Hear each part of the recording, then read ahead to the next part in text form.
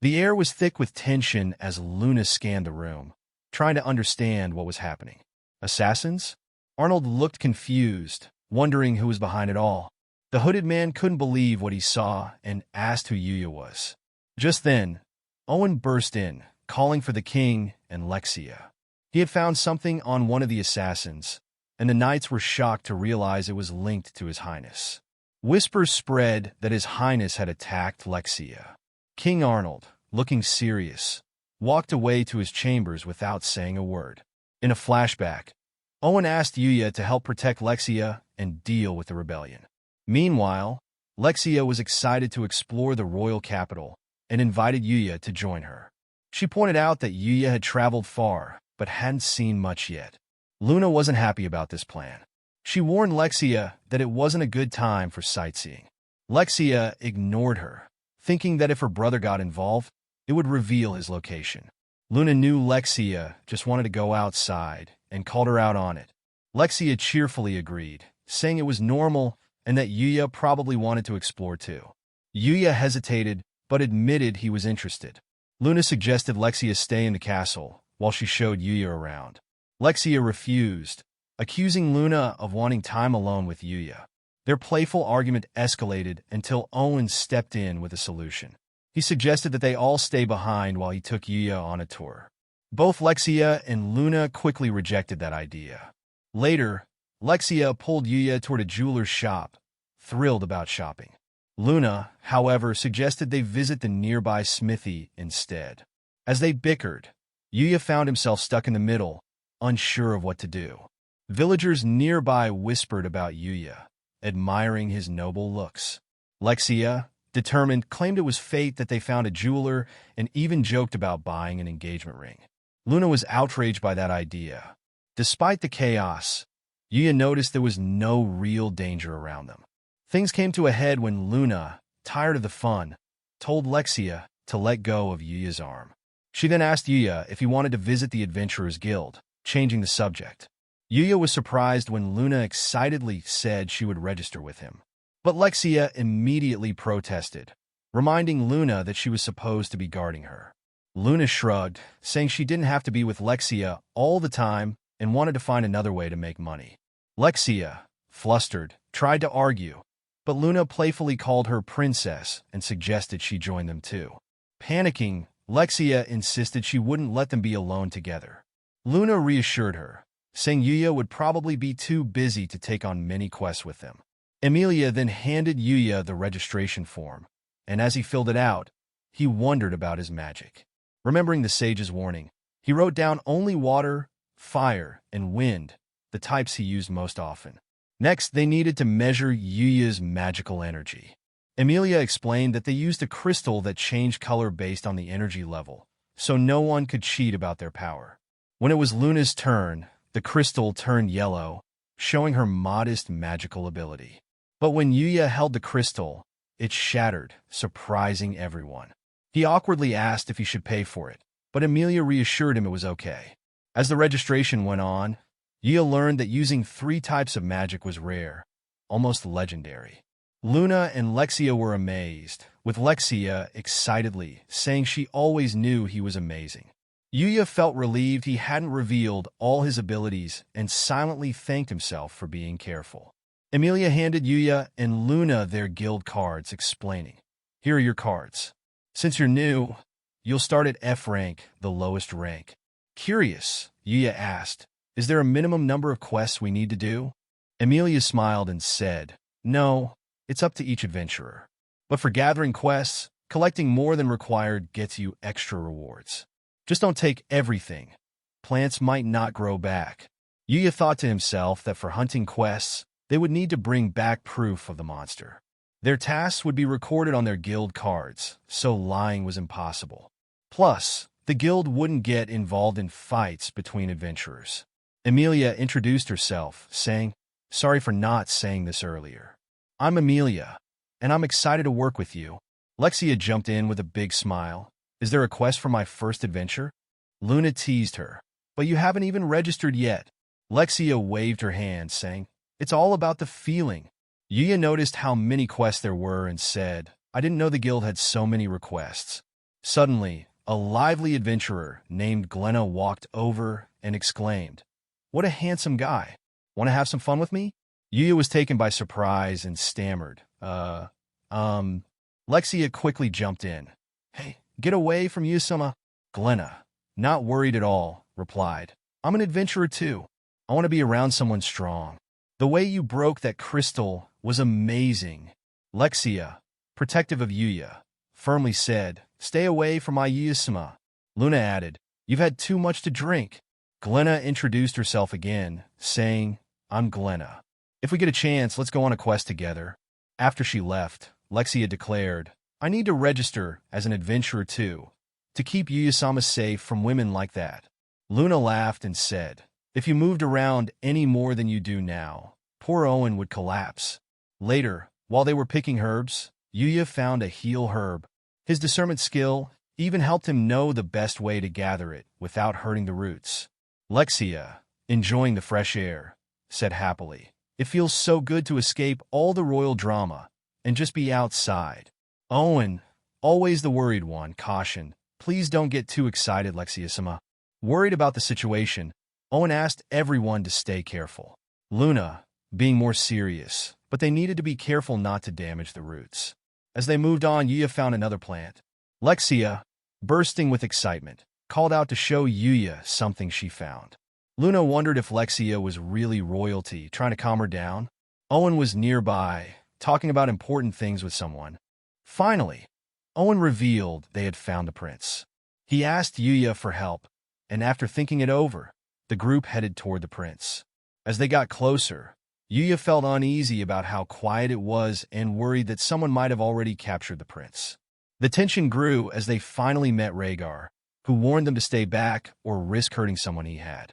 Yuya and Owen stood together, thinking about everything that happened. Owen thanked Yuya, saying how reliable his friend had been. Yuya smiled softly and said that Ally was like family to him. Owen then thanked Yuya for helping them with the prince, and Yuya humbly said he was just glad to help. Suddenly, their peaceful moment was interrupted by someone else. Owen quickly asked who it was. It was Rhaegar with Yudi, who coldly analyzed the scene and said they had failed. Yudi showed no feelings, saying that Rhaegar was no longer needed. Rhaegar was shocked and tried to defend himself, thinking Yudi wanted to help him take the throne. But Yudi revealed she wanted to start wars and hurt humans, making Rhaegar realize he had been tricked. Without waiting, Yudi said she planned to kill Rhaegar and didn't care about him anymore. Owen called out for the prince, but it was too late. In the chaos, Yuya felt something was off outside. Yudi explained that her plan was to wipe out humanity. Yuya tried to understand why, but Yudi ignored his questions, only focused on her goal. However, she admitted that meeting Yuya was unexpected but had drained her energy from fighting, so she decided to leave. Owen tried to stop her, but Yudi easily escaped, leaving Yuya and Owen wondering who she was. Luna was shocked to find out there was someone stronger than Yuya. Lexia tried to calm everyone down, saying the most important thing was that no one got hurt. Owen took charge of the situation. He said they needed to talk about what to do with Prince Rhaegar and invited Yuya to join them. Yuya agreed right away. Lexia looked worried as she spoke to her older brother. Rhaegar, filled with pain, demanded answers from his father, Arnold, and his sister, Lexia. He was angry and hurt, accusing them of ignoring his suffering and blaming them for how he felt. Rhaegar shared how much he had been struggling. He explained that uncontrolled magic had taken over his life, making him feel like he was going to destroy everything. He felt alone and cursed, saying that being away from the palace made him dangerous. He felt like he was living in a nightmare and wished for his suffering to end. Yuya, who had been quiet, finally spoke up. He wanted to try something to help Rhaegar. As Yuya got ready to act, everyone, including Owen, looked confused and worried about what he planned to do. Rhaegar was scared and asked what was happening, making everyone tense. Owen was surprised by Rhaegar's shocked expression. Rhaegar couldn't believe what he saw, his scarred face. He shouted that it couldn't be true, saying that the horrible burn scar should not exist. Yuya tried to help by explaining that he wasn't sure, but if the scar was the problem, he had brought a special healing medicine made from a rare herb called cure-all herb. He had used it to heal Rhaegar and wanted to know what he thought about it. Everyone was amazed. They realized the herb was legendary and very hard to find. Arnold, Rhaegar's father, was shocked that Yuya had used something so rare to help his son. Yuya casually mentioned that he had plenty of the herb growing in his garden. Although Rhaegar felt relieved that his wounds were healed, he still thought he was in big trouble. He believed he was facing a death sentence and asked what could be done. Lexia asked their father about Rhaegar's crime, and Arnold explained that Rhaegar had tried to harm Lexia. Lexia chose to forgive Rhaegar, saying it was simple because she was the victim. Rhaegar tried to argue that it was more complicated, but Lexia insisted that since she forgave him, they didn't need to discuss it anymore. Arnold was hesitant, but eventually agreed with Lexia. Lexia then said she wanted to be friends with Rhaegar again, and his heart was touched by her words. Even though Rhaegar avoided a death sentence, he lost his lands. He thanked Yuya for saving him, and they talked about what Yuya should receive as a reward from King Arnold. Lexia jokingly suggested marriage as a reward, but Luna found it ridiculous and disagreed, which upset Lexia. The tension grew, and Arnold tried to ease things by saying everything was okay, so they continued discussing the rewards. Arnold announced that Yuya would inherit Rhaegar's house and lands, and would become a Lord Knight. Yuya was stunned. He realized this meant he would be staying in the castle and now had a mansion and a noble title. As he left, he felt tired from everything that had happened that day. Later, Miss Sawada told the students that their day was over and said goodbye. Some went home, while others planned to meet their teams. Akira mentioned how successful the day at the academy had been, and Ryu asked Yuya if he was going home. Shingo invited Yuya to watch a late-night anime, but Yuya apologized and hurried away. Ms. Sawada also said goodbye to Yuya, who quickly replied. Keed and Rin warned everyone to be careful running in the halls, and Kaori said she wanted to study with Yuya again, but he was too rushed to stop. In a flashback, Rhaegar shared that he didn't know much about a girl he met through the Dark Guild. He realized he had been used and only knew she was mysterious and powerful. Yudi mentioned needing the power of the vial, which were dark forces that went against those called divine. Yuya promised to fight against these vile powers and hoped Master Usagi could help him defeat the girl, but he also knew he had to be ready to face them alone. Suddenly, Yudi appeared, surprised that Yuya had avoided him. He said he needed to get rid of Yuya to carry out his plans for revenge. Yuya, confused but determined, decided he had to defeat Yudi to find out more. Meanwhile, Kaori was wondering where Yuya was while he confronted Yudi, asking if revenge was the reason behind Yudi's actions. Yudi insisted that Yuya didn't need to know. As their battle heated up, Yuya did his best to fight back, but Yudi's power was too strong. Just when it looked like Yuya was in trouble, Usagi arrived and used a powerful attack to help him. He apologized for being late and explained that he had been looking into things. Yuya and Usagi faced Yudi together. Yudi revealed that he wanted revenge for his master, the Divine Archer. He accused Usagi of knowing nothing about the Archer and said he planned to destroy the world to avenge him. Usagi questioned if this was what the Archer really wanted and warned that using divine powers for destruction was not right. Yudi ignored Usagi, claiming he didn't care about the Archer's legacy. As the fight continued, Usagi told Yuya to use his legs and copy the move he had shown earlier. Yuya followed Usagi's advice and imitated the Archer's special attack. In the end, Usagi won, revealing that Yudi had become a vile god, gaining the power of the vial. Yuya was shocked to hear this and called for help, but it was too late. Yudi's power began to fade, and Usagi praised Yuya for his skills. He explained that besides the divine, there are other powerful beings who can fight the vial, and he trusted Yuya to handle Yudi. Usagi told Yuya that, thanks to Akatsuki's holy ground skill, Yudi would no longer be able to use his vile powers. After saying goodbye, Usagi left. Alone now, Yuya asked Yudi about the true nature of the Divine Archer. Yudi revealed that his master was kind and full of love, even without any reason. Kaori called out to Yuya, surprised by what she had just heard.